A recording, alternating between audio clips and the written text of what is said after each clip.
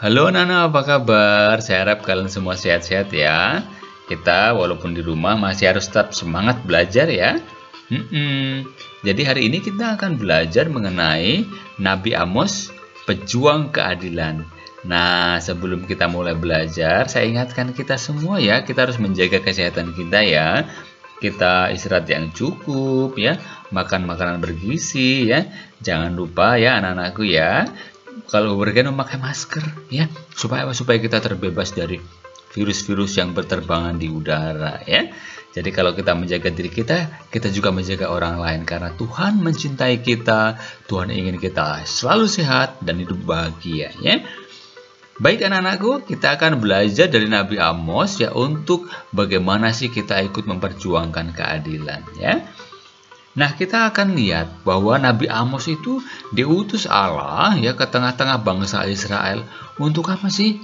Nah, untuk melaksanakan tugas Allah, yaitu memperingatkan bangsa Israel mengenai ketidakadilan yang terjadi di tengah-tengah bangsa Israel yang mengalami kemakmuran.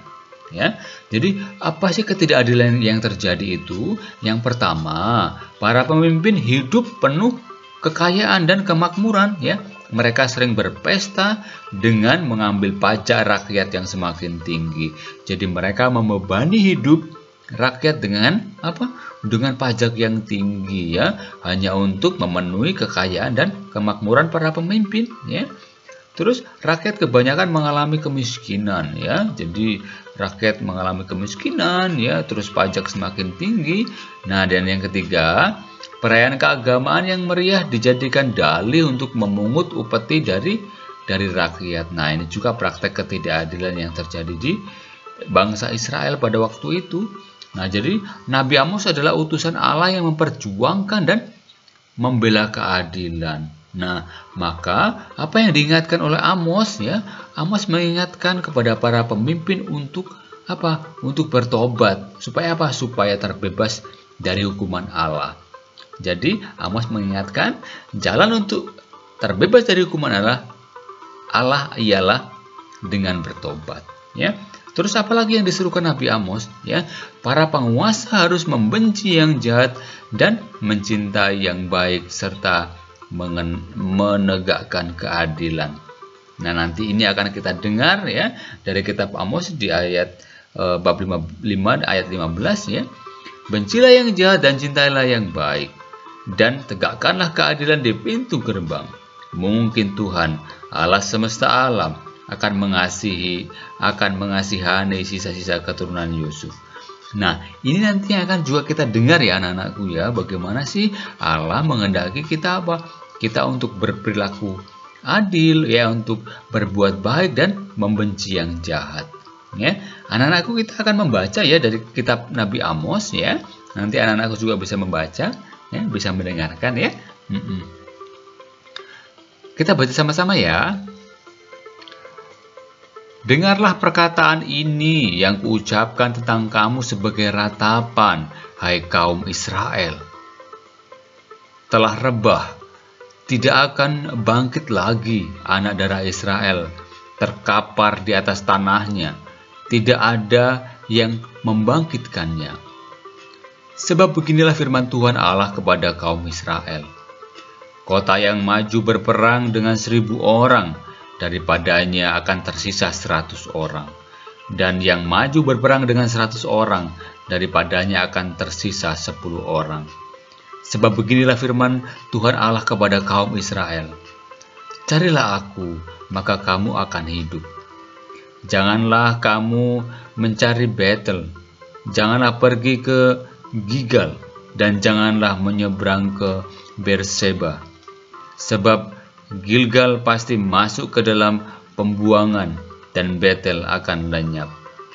Carilah Tuhan, maka kamu akan hidup, supaya jangan ia memasuki keturunan Yusuf bagaikan api yang memakannya habis, dengan tidak ada yang memadamkan bagi Betel. Hai kamu yang mengubah keadilan menjadi ipuh dan yang menghempaskan kebenaran ke tanah.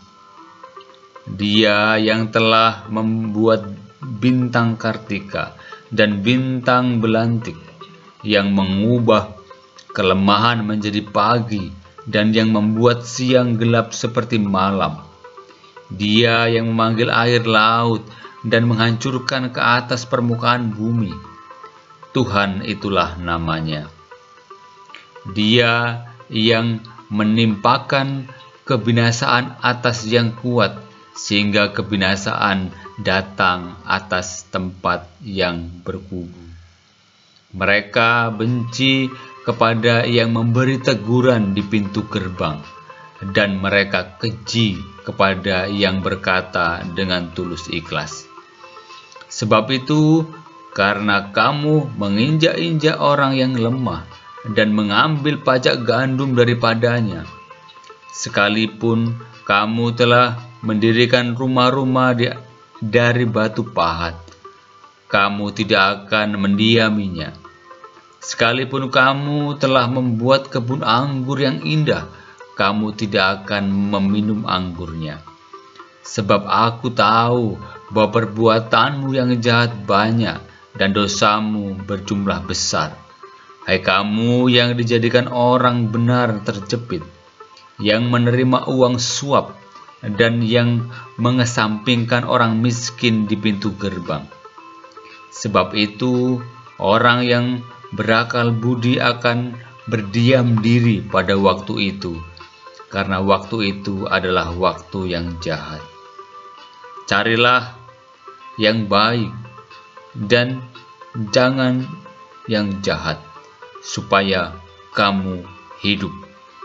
Dengan demikian, Tuhan Allah semesta alam akan menyertai kamu seperti yang kamu katakan. Bencilah dan cintailah yang baik, dan tegakkanlah keadilan di pintu gerbang Tuhan. Allah semesta alam akan mengasihani sisa-sisa keturunan. Anak-anakku, itulah yang ditulis dalam kitab Nabi Amos, ya, yang mengingatkan bangsa Israel, ya, akan ketidakadilan yang di sana. Ya, seperti sudah dikatakan tadi, ya, pemimpinnya kaya, pemimpinnya makmur, ya, berpesta pora tapi memungut pajak yang tinggi, rakyat menjadi menderita, ya, terus kemudian acara keagamaan, ya, dijadikan alasan untuk mengambil upeti yang tinggi, ya. Maka kita diingatkan, ya, bahwa dalam kitab Amos tadi, ya, para pemimpin bangsa digambarkan seperti lembu basan yang gemuk, yang suka memeras orang lemah dan menginjak orang miskin, ya. Para pemimpin memberi persembahan dan kurban yang dipungut dari rakyat untuk kepentingan diri sendiri, ya. Para pemimpin sering melakukan kejahatan, rakyat mengalami kemiskinan karena pemimpinnya, ya, dengan perayaan keagamaan tidak tega melihat rakyat banyak dirampas dan diinjak. Ya, jadi para pemimpin sering melakukan kejahatan, ya. Rakyat mengalami kemiskinan karena diperas dan diinjak-injak oleh para pemimpin bangsanya. Mereka dikelabui para pemimpinnya dengan perayaan keagamaan Tuhan, ya. Tidak tega melihat rakyat banyak diperas dan diinjak, ya. Tuhan akan mengingatkan para lalim itu seperti kail ikan, sehingga yang tersisa tinggal sedikit.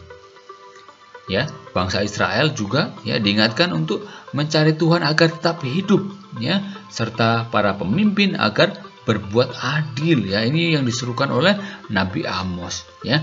Para pemimpin, ya, dan masyarakat serta umat Kristiani juga harus memperhatikan kaum lemah, ya, dan miskin, tidak memeras dan tidak menginjak-injak orang yang lemah. Nah, ini juga berlaku untuk kita, ya. Untuk kita, kenapa? Kita adalah pengikut-pengikut Kristus, ya, pengikut-pengikut Yesus, ya. Jadi kita diajak untuk apa? Untuk memperhatikan kaum lemah dan miskin, ya, tidak memeras dan tidak menginjak-injak orang yang lemah, ya. Sebagai umat Kristiani, ya, kita diharapkan tetap mencari Tuhan sehingga kita tetap hidup, ya. Maksudnya apa? Mencari Tuhan itu maksudnya adalah mencari Tuhan, yaitu mencintai dan membantu orang-orang lemah dan miskin, ya, sehingga di dalam masyarakat terdapat keadilan. Nah, ini adalah kunci dari apa? Keadilan, ya, dengan memperhatikan orang-orang yang lemah, ya, dengan mencintai orang-orang yang lemah dan miskin, ya, orang-orang yang membutuhkan pertolongan kita.